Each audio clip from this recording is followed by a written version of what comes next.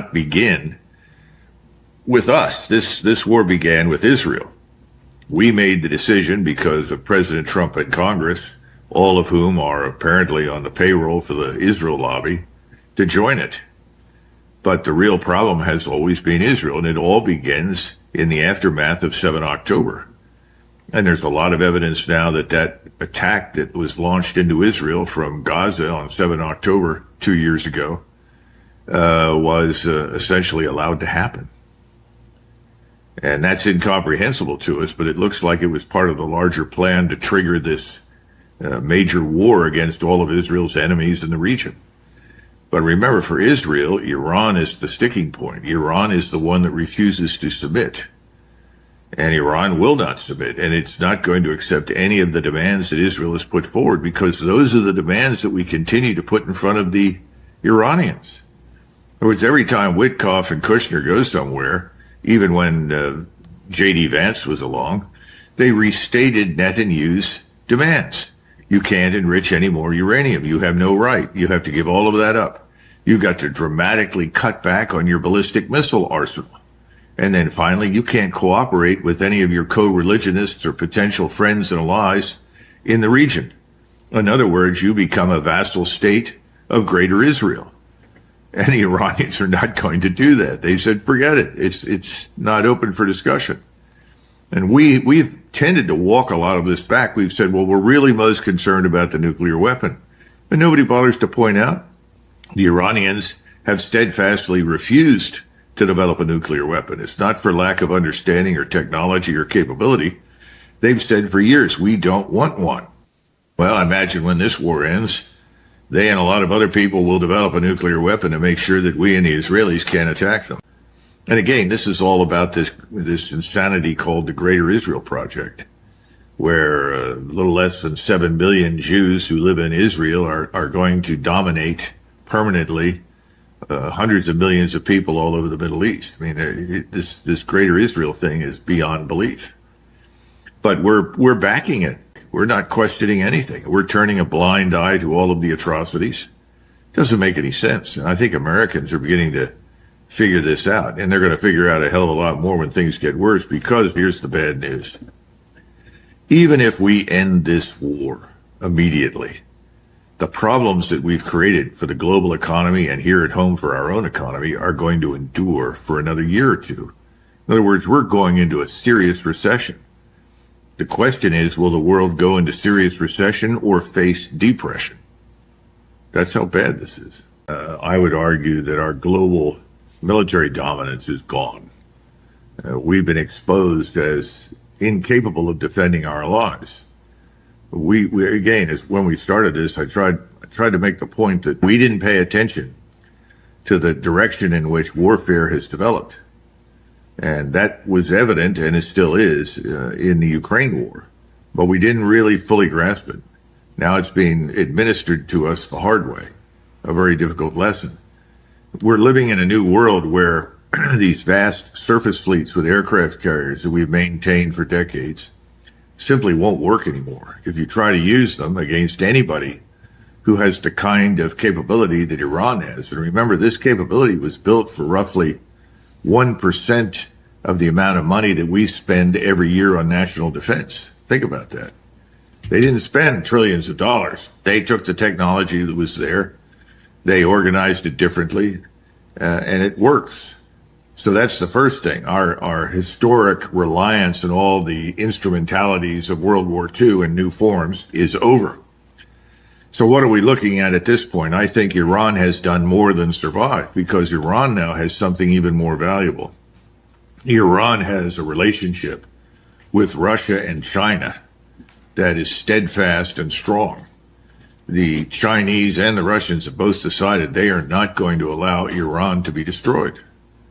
So they have not only provided valuable assistance, but they made it clear that should it come to the destruction of Iran, they could potentially intervene. I think we know that. Well, this is a fundamental sea change in international relations for us. And I think we're going to see more of this in the future, because if you look at the numbers of nations and countries and states in the world that are aligning themselves with Iran, China, and Russia, it's substantial.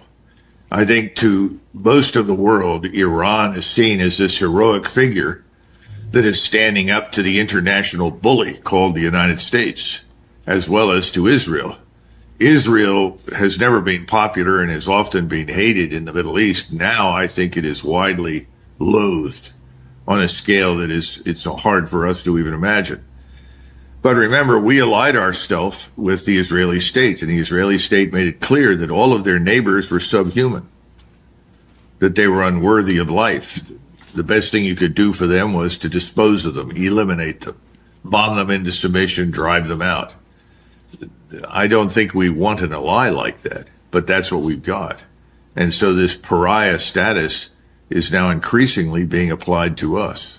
And let's be frank, right now we're in a lot of trouble because so much that's so important to the entire world, to us to some extent as well, but really to the entire world in the Persian Gulf is no longer available.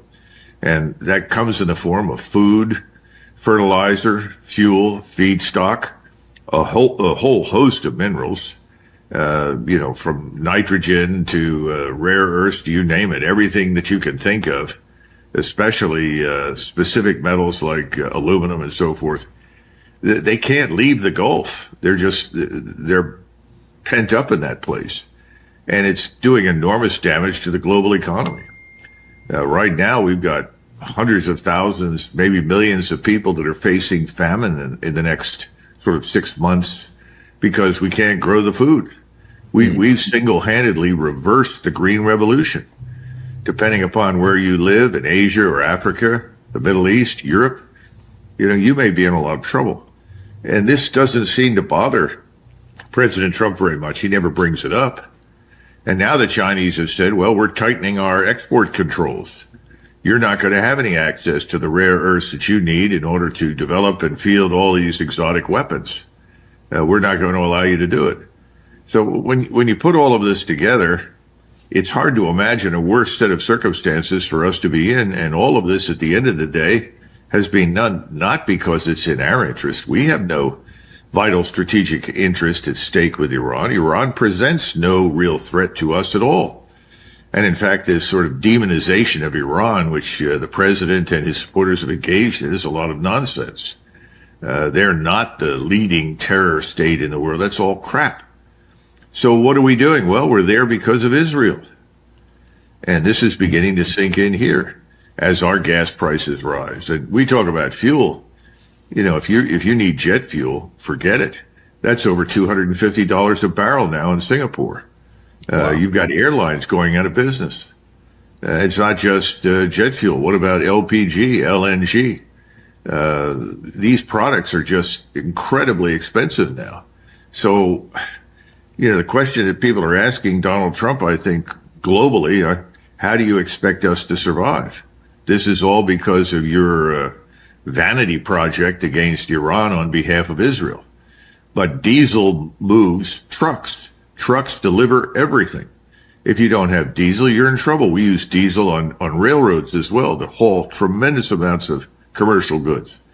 You can't print molecules. You can't print materials the way you can print money. So we're printing money, but we can't survive just printing money. That's not going to rescue us or save us. So, if I was asked a year or two ago to cook up what's the worst thing in the world that could happen to Donald Trump, I could have thought of a lot of things. I never expected him to attack Iran, but attacking Iran has turned out to be exactly that, a blunder like no other in American history. You've got to look at the Iranian demands. The Iranians have now published a number of points that they want widely accepted about the future of the Persian Gulf. They want to say in how the Persian Gulf is run. Initially, they're going to run it. And who's to say they shouldn't? They have the longest coastline bordering the Persian Gulf. And under the circumstances, they're in the best position to control access. But they're making it very clear that they're not interested in limiting access. That's not their goal. But they have to recover from this war. And one of the ways they're going to try and recover is collect tolls for the vessels that come out full of oil or fertilizer or whatever they're carrying. These are things that we're not prepared to accept, at least publicly. But I think if we want this Strait to open, we're going to have to sign on for some version of that. But that's a temporary outcome. I mean, they're talk saying, well, we just need a quick agreement in place for 30-day ceasefire, during which we can sort out what we're going to discuss down the line. That includes the plutonium, the enriched uranium, and these other matters. Maybe. Who holds the high ground? In other words, in Trump's words, who holds the cards? I think it's pretty obvious. Iran does. Iran holds the strategic initiative. They've beaten us back. They've prevented us from achieving any of our aims in the air, at sea, or on the ground. And they've come out of this stronger. If you look at the performance of their forces in the 12-day war, and then you look at what they did subsequently to that, they got much better. There's a lot of evidence that they're now more capable and more dangerous to their opponents, that is the United States and Israel, than they were before the whole thing started. In other words, they've gotten stronger. Now, they've got a lot of problems economically, and they'll be the first to admit it. But we have tended to impute to them the same sort of value orientation that we have. We assume that as soon as their gas prices are too high, or they don't have access to this or that or the next thing, they're going to immediately throw up their hands and say, stop, stop, stop. Doesn't work that way. These people are in what they know is an existential fight. This is a fight for the Iranian nation, its civilization, its identity. Go back and look at the terrible things that Trump and Netanyahu have said. Trump said he wanted to end a civilization overnight. Yeah. He wanted to bomb these people back into the Stone Age. Well, if you have any self-respect or guts at all, what are you going to do? You say, well, then I have nothing to lose. I think most Americans are finally realizing that both parties have betrayed them.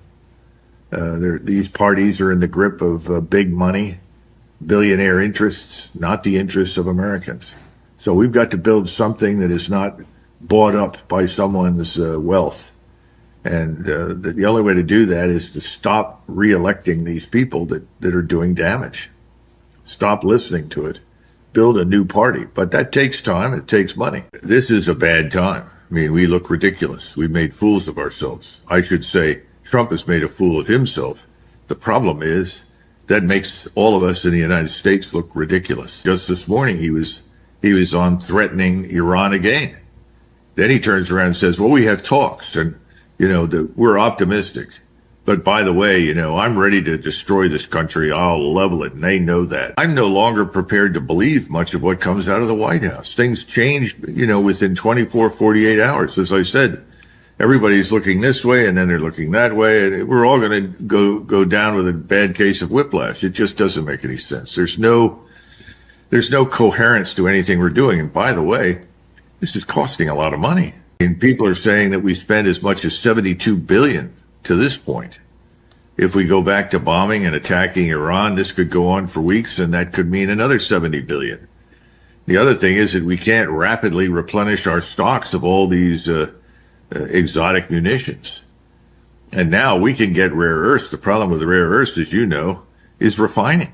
We don't have a refinery. We in Canada really need to get together and build a refinery capability for rare earths, as well as other things. We need to extract copper. We need ways to extract uranium. Right now we're sending too much overseas for this kind of treatment. And the Chinese are telling us, forget it. And they do 90% of the world's refining. Corruption in this White House exceeds even that we had with the Biden crowd, and that was pretty bad. So I think many of these New York City money moguls that are running around the White House are undoubtedly profiting enormously from this catastrophe. We all already know that the Trump family has its investments in various things, and they've made a lot of money from this disaster. In the meantime, the American population standard of living continues to fall. That's the biggest issue. And inflation is rising. I don't see how you arrest that. Because every time you suggest, well, we need to raise interest rates, the Fed needs to involve itself in that process. People say if you do that, we'll all go under. We'll go bankrupt. We can't survive it. this is a key point that people are missing. Cheap energy is critical to any civilization. I mean, that's always been true. What, 1,000 years ago it was cheap labor, cheap manpower. Today it's cheap energy. If you don't have cheap energy, you don't have cheap interest rates. In other words, you don't have cheap credit. If you're BlackRock right now, you're running out of liquidity. They've stopped paying out money to any of their investors. They've said right now we can't do it. And they're trying to borrow from banks against the assets they have under management. Now stop and think about that. So you have a couple of $1 billion under management, but you don't have a couple of $1 billion. You have properties. You have investments out there, but you can't easily liquidate those. So you're short when it comes to cash. Suddenly your investor comes up and says, I want my money. Well, I can't pay you. Why not? Well, times are hard right now. I don't have the cash. What is the impact on the public of that statement? I mean, we're headed down a very dark road. So if we don't have credit, people can't borrow at low interest rates.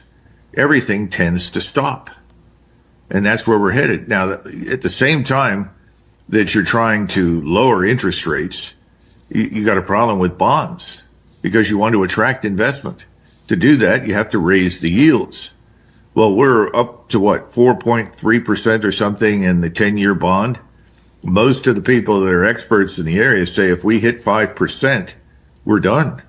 We can't pay the interest on the debt. We have a $39 trillion debt.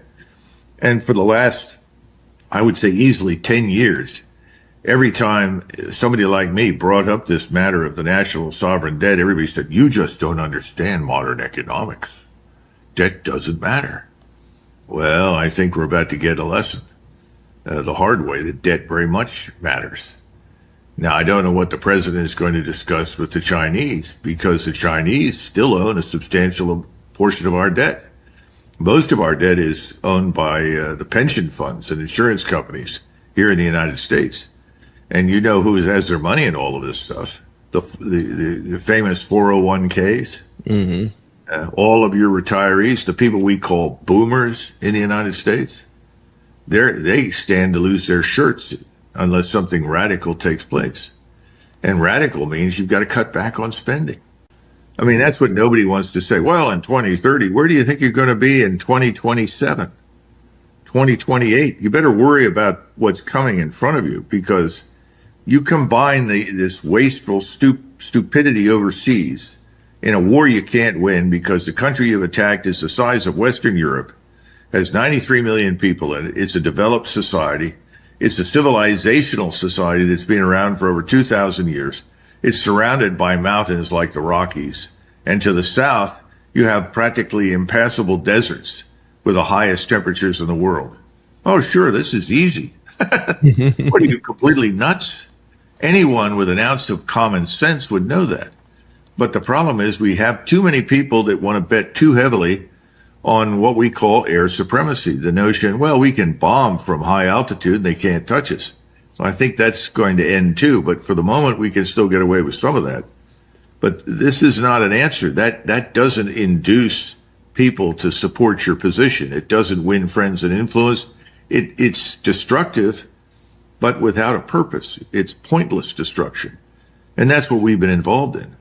And the people that we were working with who've been very helpful to us over the last, I would argue, 30, 40 years, and I'm talking about the Gulf states on the other side of the Gulf from Iran, they have offset the cost of a lot of the, what is it called? The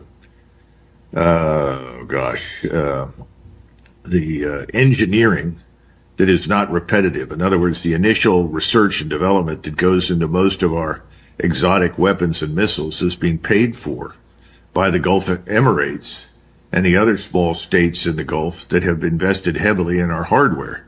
They've done that in return for the promise that we gave them that we would protect them. Well, we have failed to protect anybody. That's the problem. We can't protect the Saudis. We can't protect anybody. Al Jubail is a huge port in Saudi Arabia on the Gulf. It's a very important port, very modern. It has refineries, Most important, it has a very, very large desalination plant.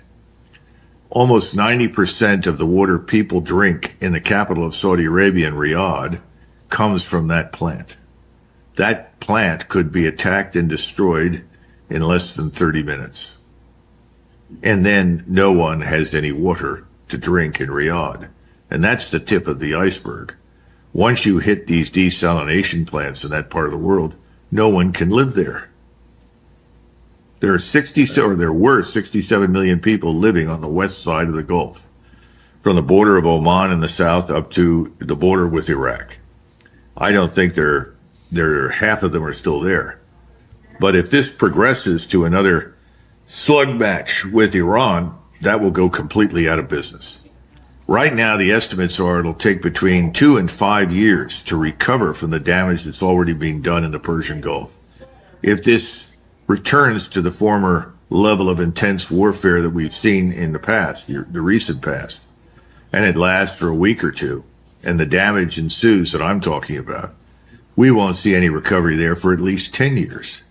And we can be absolutely positively sure that we will not be back to do anything in the Gulf. That's over. Offend these people and their religion and culture. It doesn't make any sense.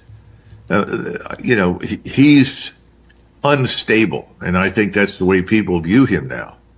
So this trip to China, I'm anxious to see what happens there, but I think he's going to have to keep something in mind.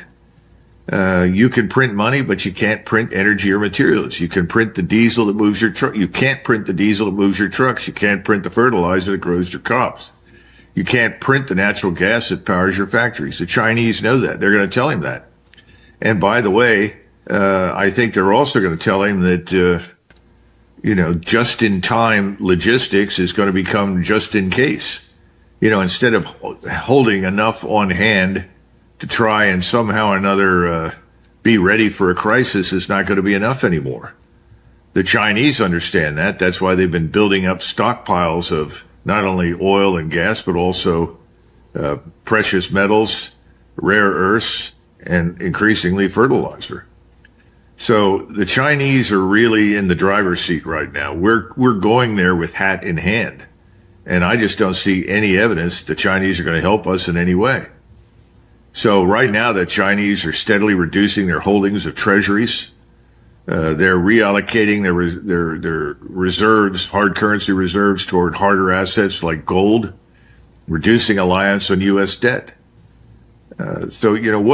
What has to happen here is that we've got to get past this Trumpian obsession with the belief in the utility of military power and force, intimidation, and bullying to shape his foreign policy and achieve American goals.